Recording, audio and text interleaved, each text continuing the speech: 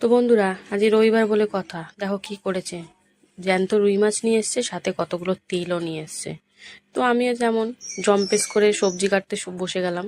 বেগুনটা কেটে দিলাম, কারণ তেল দিয়ে হবে। তেলের চচ্চড়ি বেগুন দিয়ে, আলু বেগুন দিয়ে বেশ ভালো লাগে। সাথে করলাম পেঁয়াজ দিয়ে, শুকনো লঙ্কা দিয়ে উচ্ছে ভাজা করলাম। দেখো, মাছের তেল আলু বেগুন দিয়ে চচ্চড়ি দারুণ হয়েছিল কিন্তু জিনিসটা দেখতে।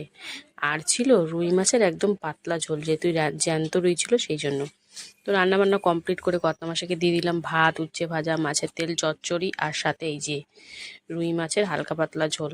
তো উচ্ছে ভাজা দিয়ে তো প্রথমে দুগাল ভাত খেয়ে নিল। পেঁয়াজ দিয়ে উচ্ছে ভাজা বেশ দারুণ লাগে। তারপরে ছিল মাছের তেলের চচ্চড়ি, আলু বেগুন দিয়েও কিন্তু অতটা পছন্দ করে না, কিন্তু বেশ মজা করেই খেলো আজকে। আর সাথে ছিল এই যে জ্যান্ত রুই মাছের একদম হালকা পাতলা ঝোল। মাথা খেতে কিন্তু দারুণ ভালোবাসি ও, সাথে আমিও ভালোবাসি। আর মাছটা জাস্ট দারুণ ছিল। এই দিয়ে চললো রবিবার দুপুরের খাওয়া।